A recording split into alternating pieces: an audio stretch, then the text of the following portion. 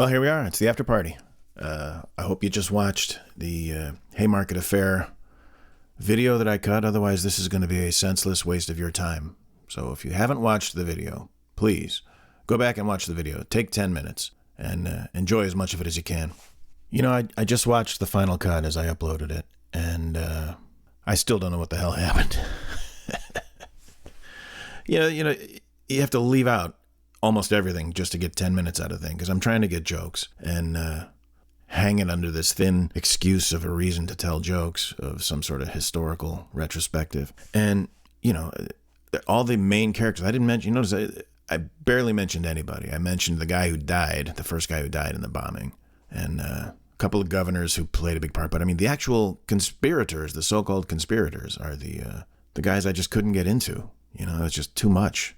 This guy he actually was a bomb maker. They just couldn't directly pin him to the actual one that did the damage. Everybody walked around with bombs back then, you know?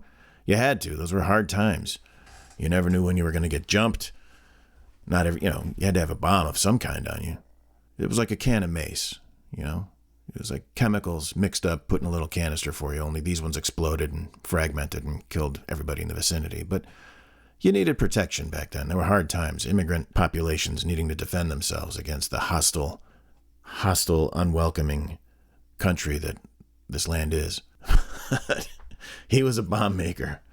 And the one guy kills himself the night before they're supposed to hang him. I think I'm going to refer to everybody as the one guy, because if I wasn't going to be writing jokes about him, I just kind of stepped away. Which is why after doing all of this, I even wondered to myself, what the hell was the story here?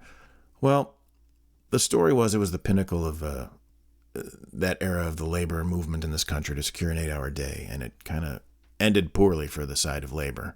And, you know, a lot of it had to do with the media. I didn't really get into it too much, but the media was very much against organized labor. And anybody that was a union organizer was dubbed an anarchist, you know. And maybe they were, maybe they weren't. Plenty of them were, I'm sure. It was like being a member of Antifa now, self-anointed heroes of justice. But, labeling the entire movement as some sort of anarchist attempt to take over the country, eventually it would be communism, same thing. And there's some truth to it. It's not like there weren't that element involved. But it was definitely in the newspaper's interests to keep a heel on organized labor or labor's organization, because they had their own labor forces they had to deal with. Newspapers were different then, man. They involved printers and truckers and drivers, and every level of news delivery was tied into that paper, and they did not need troubles. So they were very open in their anti-union nature. But the problem was, for the powers that be, there were just too many damn people. Too many damn Germans and Poles and Czechs, and just flooding that part of the country to work in the slaughterhouses or whatever. And politicians couldn't afford to ignore the demands of the public that, knew that these guys were essentially railroaded to be, they were martyred, but they were, the powers that be strung them up to sort of try to crush the labor movements of the time.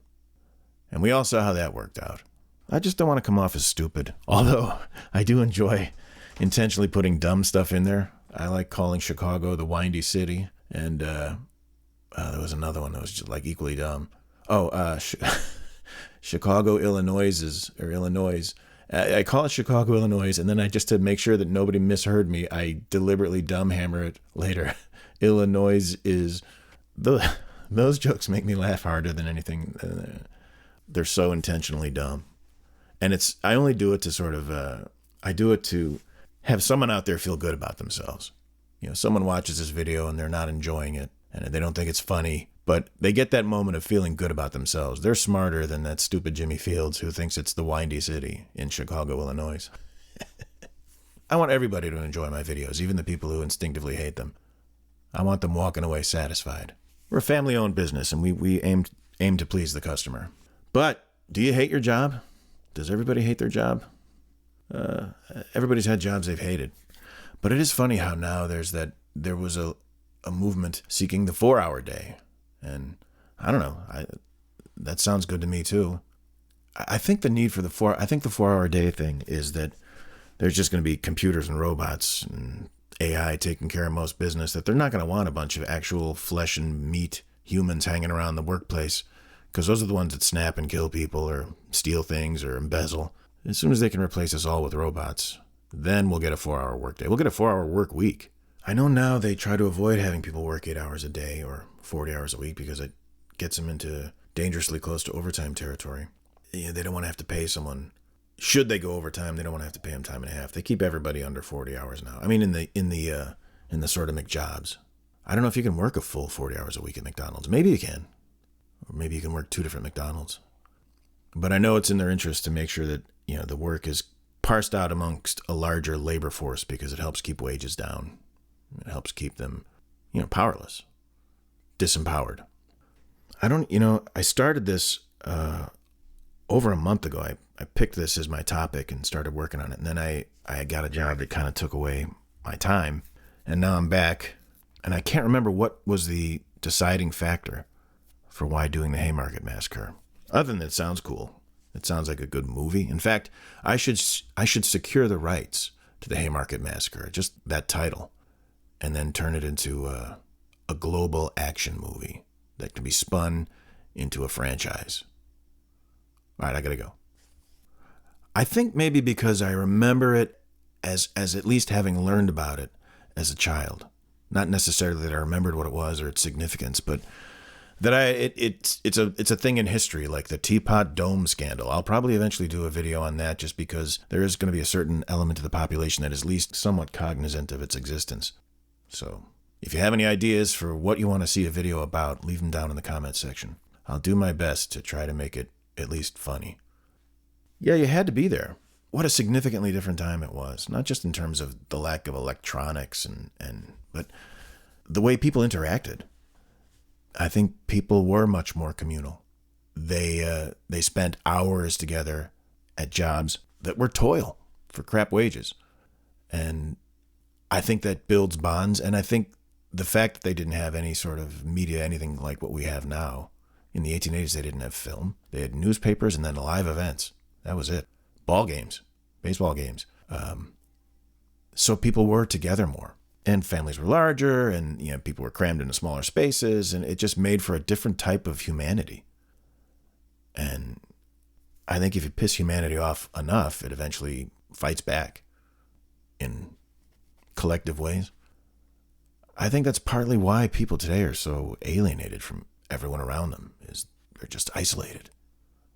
So it's a different kind of humanity back then. And then when you get into just the basics of where do they go to the bathroom? Well, most people were pooping in pans. And, there was no water in any of those 4-floor buildings that they were living in. There was no plumbing. So everybody's pooping in pots and pans, slaving 12 to 14 hours a day. That's got to be you really got to enjoy going to the bathroom back then. It's like, I've just worked 14 hours scratching coal out of this tunnel. I can't wait to go home and just take a nice dump in a pan that someone else already used and forgot to dump out. But I'm going to dump in that pan and really let out all the stress of my day. And then I'm really going to heave it out the window into the street. What did they do with that stuff? I just think there were horses crapping everywhere. I think it was just a time of savagery. And people lived like animals and worked like dogs. 1880s. Can you imagine the medical care they had back then? Everything was basically carpentry tools, refined carpentry tools to dismantle people. Just the sickness that must have ripped through communities. I don't know if people were physically stronger then. You hear now about, everybody's weaker now. Their bone density is less than it used to be. Their sperm counts are down, and every measure they have for physical strength or growth. Like I think now we have peaked in national average. I think our height has peaked and is now regressing. There was that period where agriculture was expanded and people were starting to get diets of, regular diets. We were no longer foraging, but we were getting somewhat fresh, at least unpesticide-laden root vegetables, whatever. And were people more hardy then? Maybe. I wonder how much weakness and decrepitude we suffer just as a nation from the amount of sugar, particularly sugar, and then all the chemicals and preservatives. The fats, I don't think they're nearly the problem that we were led to believe. a lot of processed, weird whatever, processed fats that are in everything. That's probably not so good for you. But the actual just fat, I think it's part of what you're supposed to be eating. And it does taste good. Where was I going? I was rambling here. People lived like animals. Medical care was awful. You ground it out in dangerous jobs with no security, little to no compensation, depending on the trade or the job, for dismemberment or dying. Sweatshops for the ladies, working in actual sweatshops. And it was a good living. That's the funny part. It was a good living. It was like better than what it was back in the old country. Or at least for your kids it would be, the next generation. Why do we live like this? Why do we live like this? I was talking to JJ. I was explaining to him the notion that you're supposed to be free and unencumbered by the weight of life. Life is to be enjoyed. You gotta not be part of the system, man.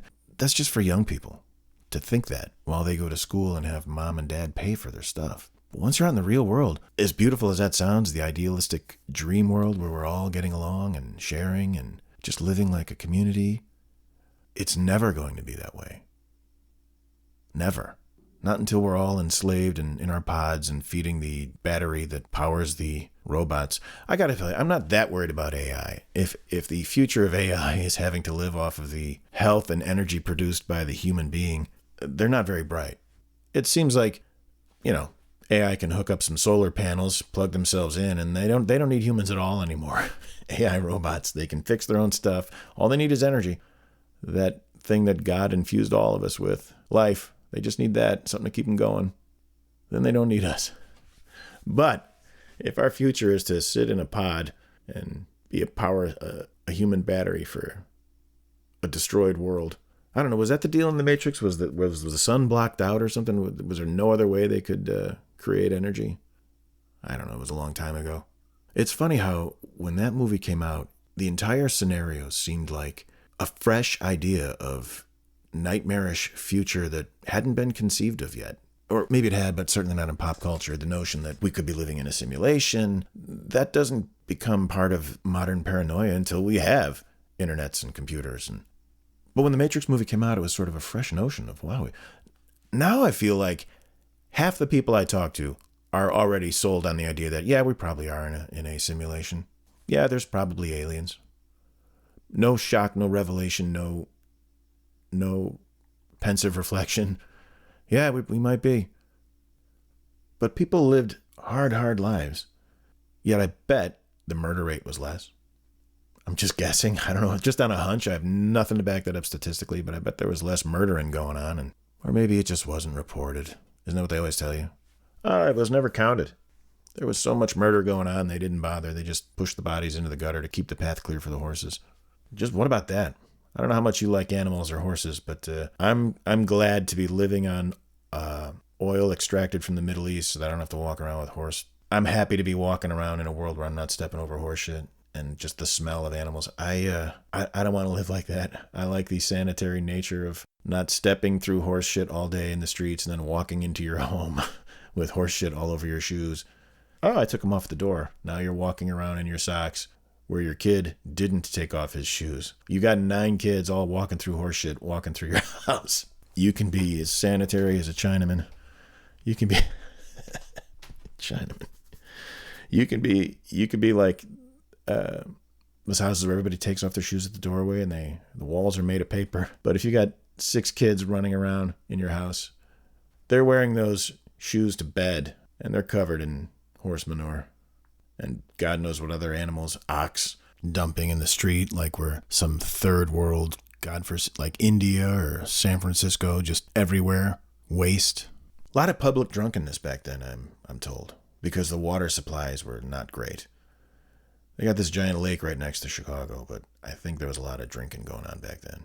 Getting it from the lake to the 3rd floor or the 4th floor of the tenement you're living in, that's a whole different thing. 1886. The Civil War would have been as recent as the George Bush presidency. W. Yeah, it's 20 years ago. All forgotten, all forgiven. No tensions left over there. Civil War is 20 years in the rear view. I would bet the Civil War was as forgotten as much as the Afghanistan War or the Iraq War are to the average American. They know what happened. They know a bunch of people died. The numbers were a little bit higher in the Civil War.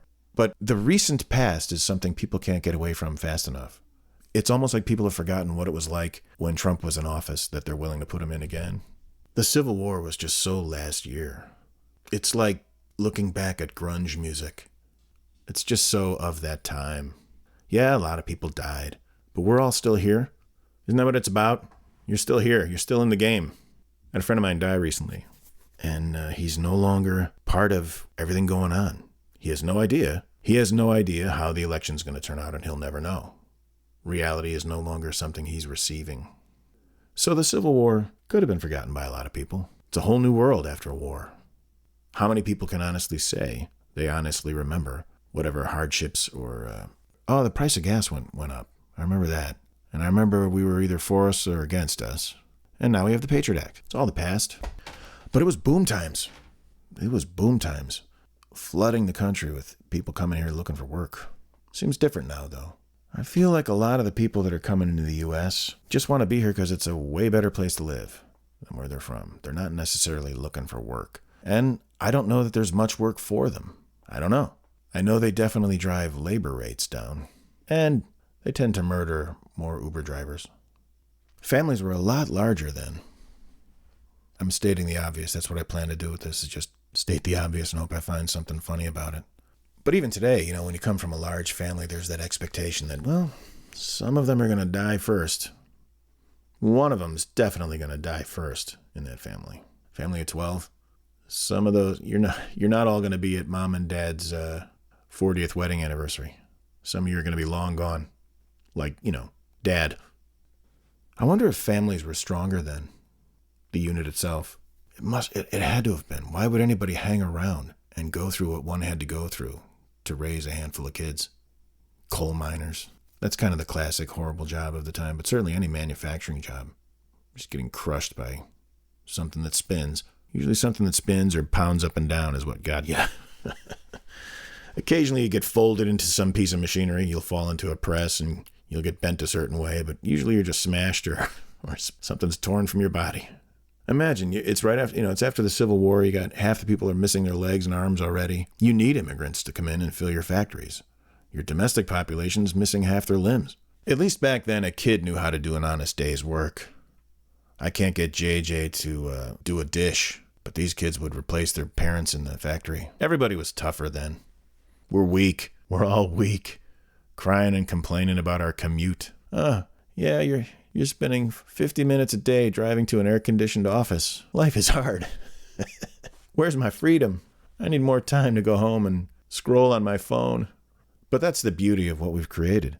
All those people that got squashed and bent and folded and lit on fire and doused and tossed overboard gave their lives to create this wonderful paradise we live in, where our big problems are internet reception probably being a big one, and that, we're apparently going to destroy the planet. Those are number 1 and 2 in that order. Most people's day. I talk about most people as if I've met them, and I can assure you I haven't. I've only met some people. I haven't even seen most people. It's pretty hard times for people in the working world. Was it much better than slavery? I don't know. A lot of times you got to stay with your family, which, depending on your family, could be a blessing or a curse. But you're in some sort of West Virginia coal mine. You're getting up before the sun comes up, going down into a mine for 12 hours in the dark, essentially, breathing coal. And you come out, sun's gone down, and you get to watch your son go down into the mine to pull his shift. And that's your day, 6 days a week. That's your day. Down there in the dark, breathing filth, to the sound of pounding and hammering and explosions. It'd be one thing if you were down there in the dark and you're able to think and collect your thoughts and meditate and ponder, maybe let your brain sort of wander off to its fancy. But the ceiling above you is falling in because it's got guys pounding on it with hammers and picks. You got to keep moving. That's your job.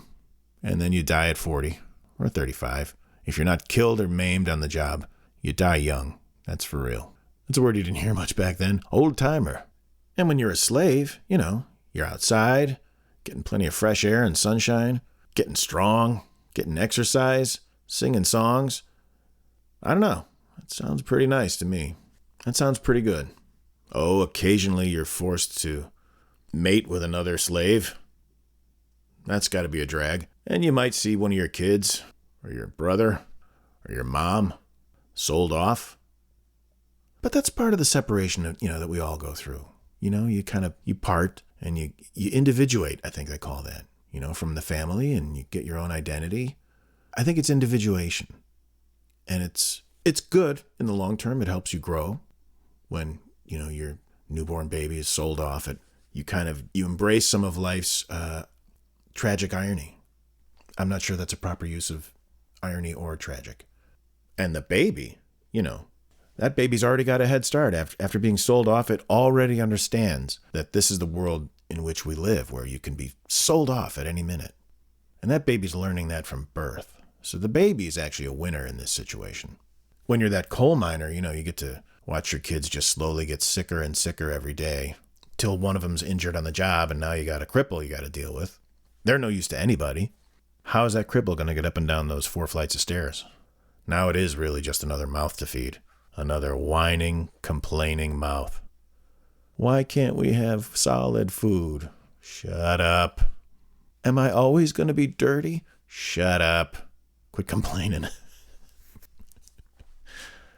Spoiled kids. Parents in the 1880s probably thought their kids had it easy. You spoiled little brats.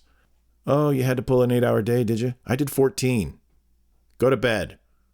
With your 6 brothers and sisters in that bed. Go to bed. I'm tired of your complaining. Your generation is weak. And those kids, they get old enough and they hope they can work in the mine. They start out young, and the parents and the kids both hope they can work in the mine at some point. That extra 18 cents a week is going to really make some changes around here. So now you're stuck with the crippled kid, and, now I got to have another kid so that kid can take care of the crippled kid. It's a never-ending vicious circle, or vicious cycle. I'm going to pick whichever one it is and cut out the one that's not. Editing. So it went back and forth, with the press, doing everything it can to smear and discredit the labor movement, and the workers pushing as hard as they can to get positive changes. You're going to have a Haymarket riot. Every 20 years, it lets out all the bad blood. So the labor movement is discredited. Everyone's an anarchist. There's a lot of support for clamping down on anarchists, which all there's all this public support for clamping down on the labeled anarchists, which really a lot of them are labor leaders. You cut off the leadership's head, throwing them in jail and hanging them, even if they were railroaded. It had the effect, the desired effect. A lot of people just went back to work. All right, I guess we're not going to get the 8-hour day. But it was inevitable, I think. I think when people weren't needed for more than 8 hours a day, all right, we'll cut it to 8 hours a day. And I think we're going to see that with the 4-hour day. I think that's coming. It may not be in your lifetime or mine. 4 hours is going to be a full day eventually. That's going to be all most people can handle. Everybody's so stressed out now. Stressed out with worry and anxiety and awareness of personal issues that demand attention of them and everyone around them. By the way, happy Pride Month to everybody. Pride Month starts today. I'm recording on the 1st. Happy Pride Month, because you have a lot to be proud of. You're an American, damn it. Be proud. Can't I just be proud and not be gay? Can't I just have pride? Why did they get to own the word pride? Why does Lugbitquia get pride all to themselves? Remember, in my day, it was called the Gay Pride Parade. Now it's just the Pride Parade, and then it's Pride Week, and then Pride Month. When is Pride going to be a political party? The Pride Party? It kind of already is, if you know what I mean. Remember when the Pride Party used to be the party for organized labor? The worker? Now the workers it represents are baristas, tattoo artists, and social services. I hope there's no kink shaming at the Pride Parade this month.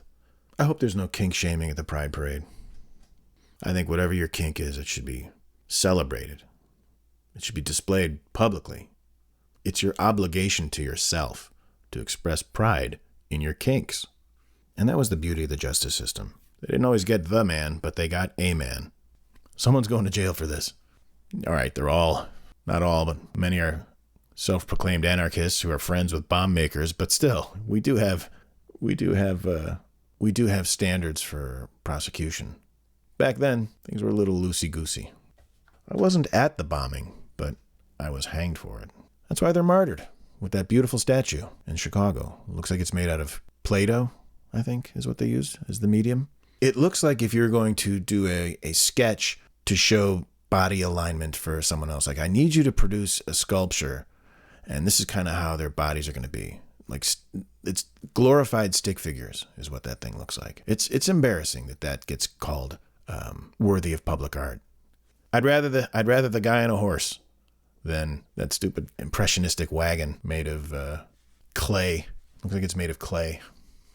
Although I'll say I have not seen it in person. Maybe when you see it in person, it's moving. I get it. I mean, look at the Vietnam War Memorial.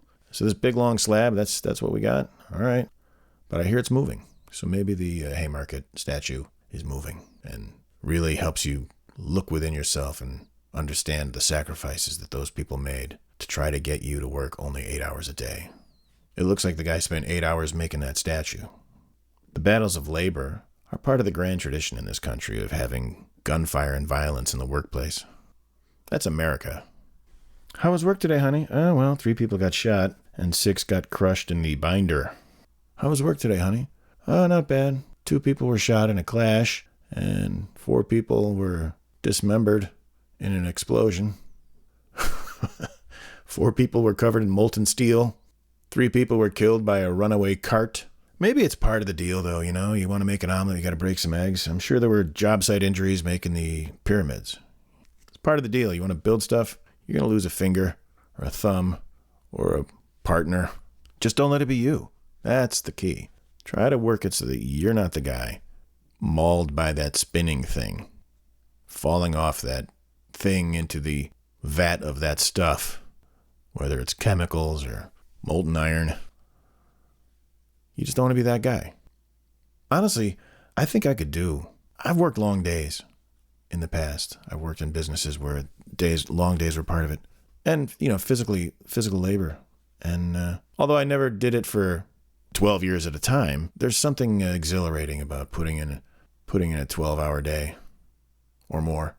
Why, if we can do it to doctors and interns, can't we do it to Joe Blow when he shows up to work a steam press? All right, get up there. You're going to do 14-hour shifts. Why do we do that to doctors? What are we testing there? Well, we want to see how he would perform. Well, it could be a woman. It probably is a woman. We want to see how she'd perform after, an 18-hour shift or 14-hour shift. Is she still ready to cut someone open and pinch off a severed artery? Well, we won't know until we get that much extra labor out of them during their, what do they call it? Not an internship. When you're interning at a hospital. I do think crime was lower then. There weren't a lot of buggy jackings going on. Occasionally a stagecoach would get robbed, sure, but there were no trolley jackings. It's very hard to make a getaway in a trolley, even a horse-drawn trolley. It's got the same rails it's going to be on. It was a simpler, more peaceful time. Occasionally a German anarchist lobs a bomb at a bunch of cops, but other than that, it's a pretty good time to be living in Chicago. Streets are clean except for horse shit everywhere, and it was just a better time for Chicago. It's the city with big shoulders, I think it was. Was that Carl Sandburg? Carl Sagan? David Sanborn? One of those guys referred to it as the city with big shoulders, the city of big shoulders. The second city. New York gets a whole minute. Chicago gets 1 second. It's just not fair. I didn't get into this whole thing about how there was a flyer that was printed. It was the call to arms flyer, and Spies, his first name escapes me. What the hell is his name? Shish. Let me look here. I think it's Andrew. Let me look. August Spies, which, I thought it was spies, but it's Spies. I guess that's how it is in German. I don't know why I needed his name. Spies was one of the speakers, or was it Felden? Anyway, the main speaker said, I'm not going to come and speak if there's a call for violence. So it really was just, sort of a Antifa-style jerk who lobbed a bomb. Someone who wasn't going with the actual vibe. It was a mostly peaceful demonstration. The mayor even showed up, so everything was calm and left. And just at the very end, things start popping off. The time to throw the bomb would have been during one of those songs. I wonder if people considered that it might have been a provocateur that had thrown the bomb. Someone on the side of big business. Someone who wanted to discredit organized labor.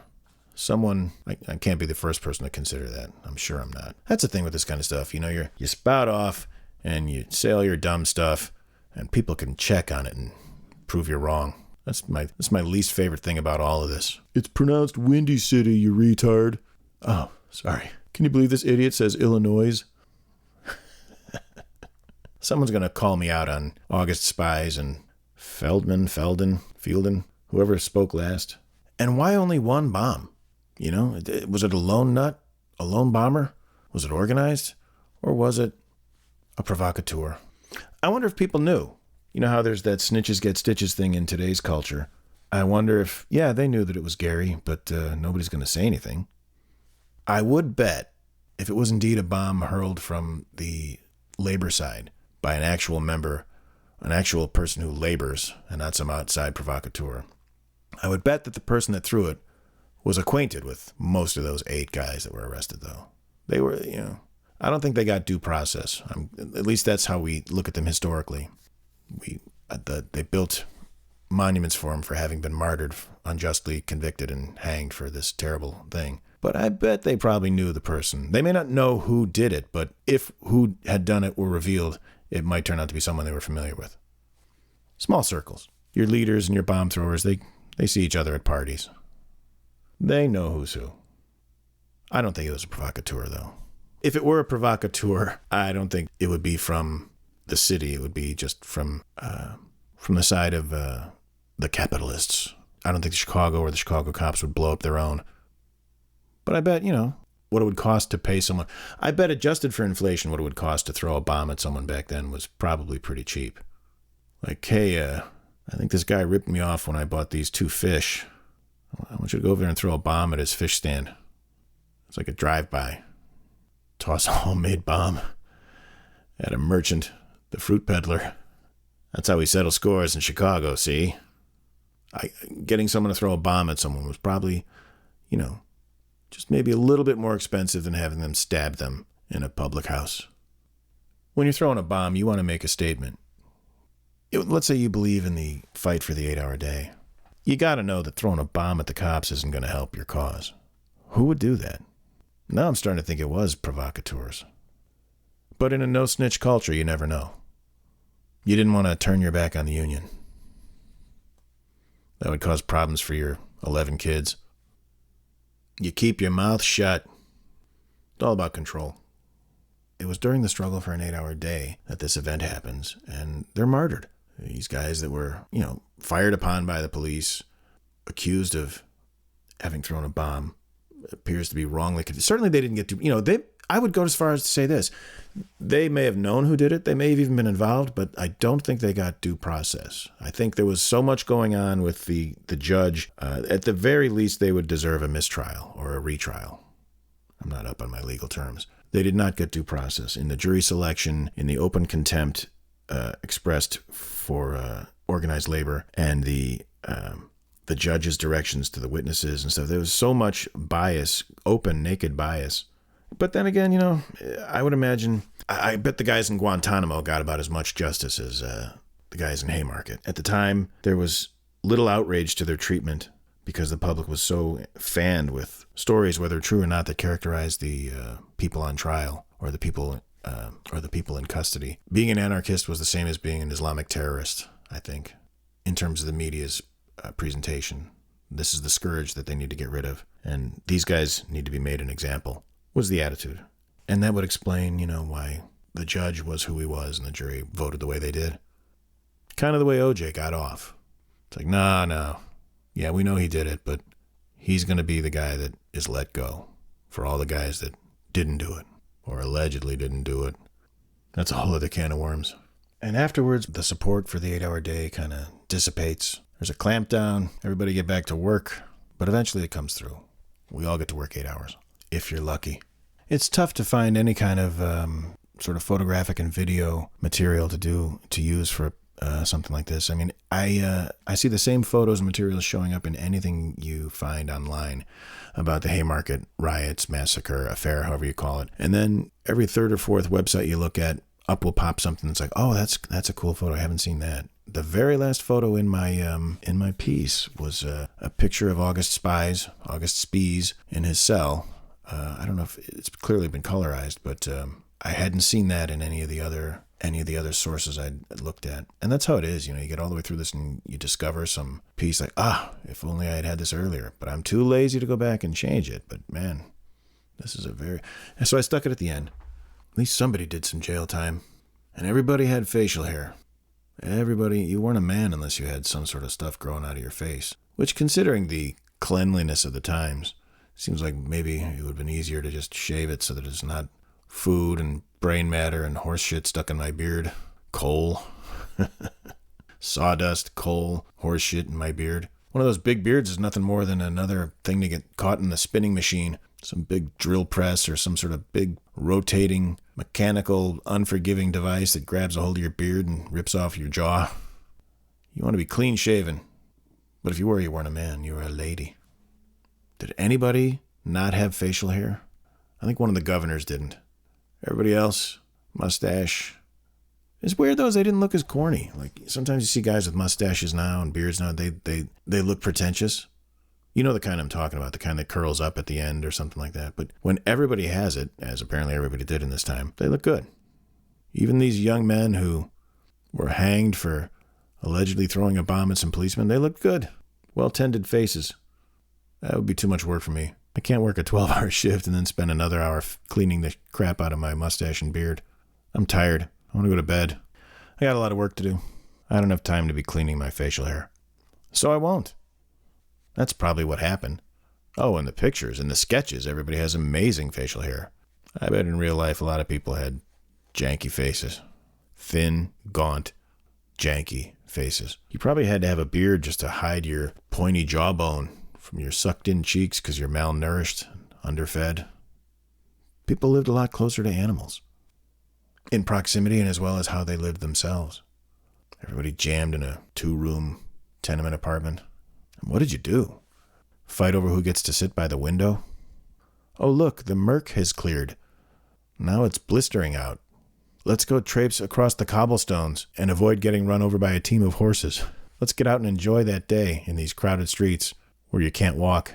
I don't know, that slavery sounded pretty nice compared to what a guy that worked in a steel mill or a coal mine or...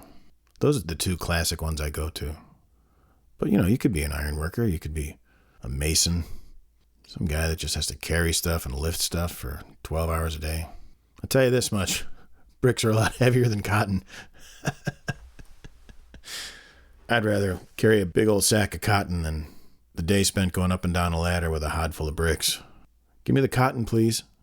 Happy Pride Month, everybody. It's just so fun to play with the legacy of slavery to piss people off. Because that's really what I like to do, is just piss people off. Not piss them off, but just shatter whatever dumb thoughts they got going on in their head with my own dumb thoughts. That's what I like to do. You got some dumb thoughts, but I'm just gonna smash them with my dumb thoughts. They will be the rock that crushes your dumb thoughts. You can't conceive of slavery as being anything but the most inhumane, horrific experience known to mankind, even though it had been going on for tens of thousands of years before it hit the American shores. Worldwide. But somehow the American form of slavery is this great inhumanity, completely removed and distinct from any and all slavery beforehand, when in fact it was probably the best kind of slavery you could imagine, really.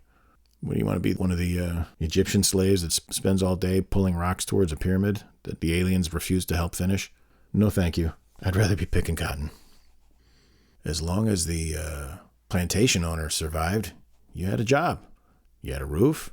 You got to wear some clothes. These clothes that you're wearing used to belong to a very wealthy man. Nope, slavery has to be and shall only be ever considered as the most horrific. Every day was spent in the sun, toiling, and then being whipped by a deranged psychopathic slave owner for the slightest infraction, joyfully whipped by an evil sadist living in a shack. What about the ones that lived in the house? What about the ones that had to wear suits and uniforms? When you talk of slavery, when we talk about the shame and the stain of slavery, it's always those guys in the field. And the women and the kids. But, some people had it pretty good during slavery. And if you take the aggregate, come up with a mean, I don't know. I think I'd maybe prefer that to the life of the coal miner. You're hearing good music. Everybody's singing. So every day during slavery was the most miserable day in humanity, much like the Holocaust. Every single day was the worst day of your life and in the history of mankind. Did anyone ever crack a joke during slavery? Did anyone ever crack a joke? Anyone in the Holocaust? I don't know. Smile? Nope.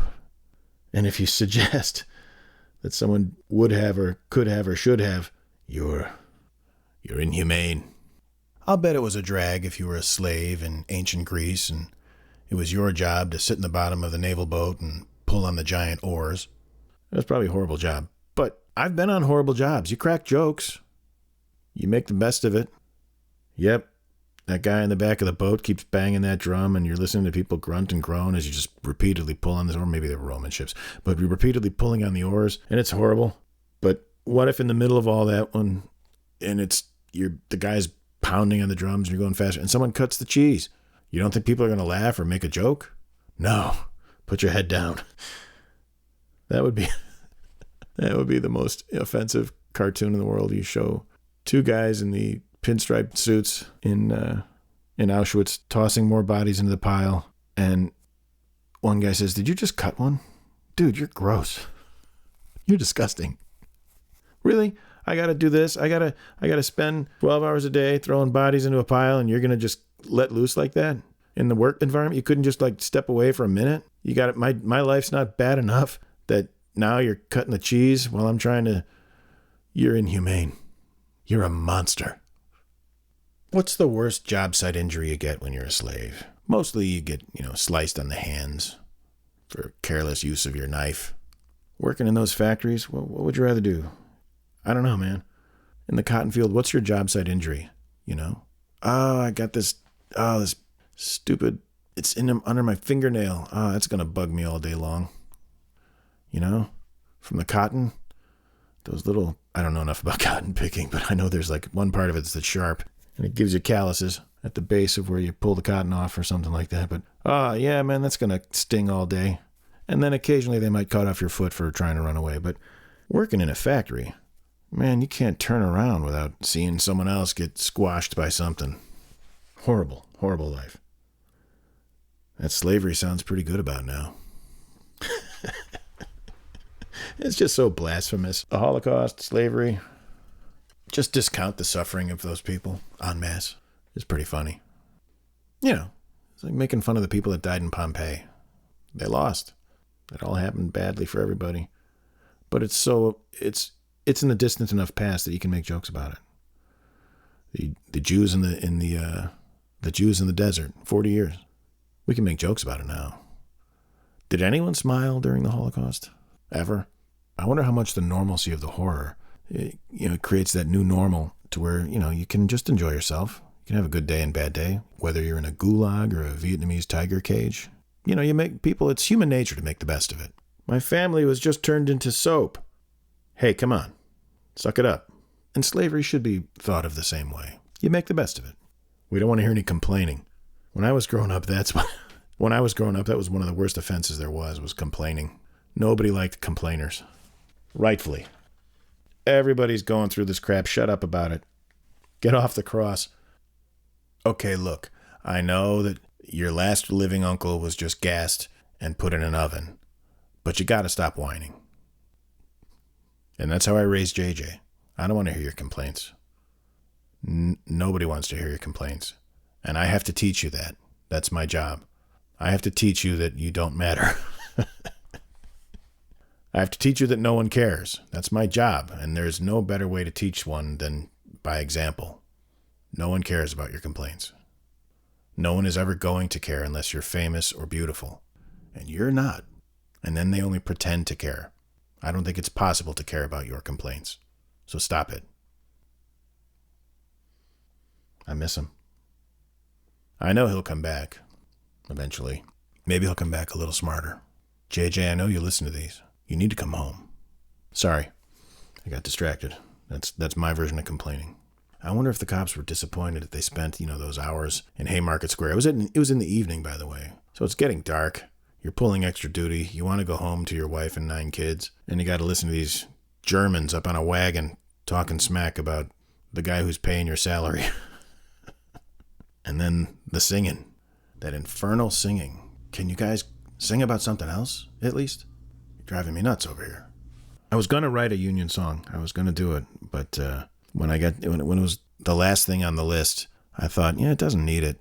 I got good old Pete Seeger bringing it home with his union songs. I was going to do a song in his style. Just ho, ho, ho, ho, ho, ho, ho. That singing style about standing and not wanting to work. I'd rather stand than work, man. Was going to be the last line of the song. I'm a working man. That's my recollection of the labor movement songbook.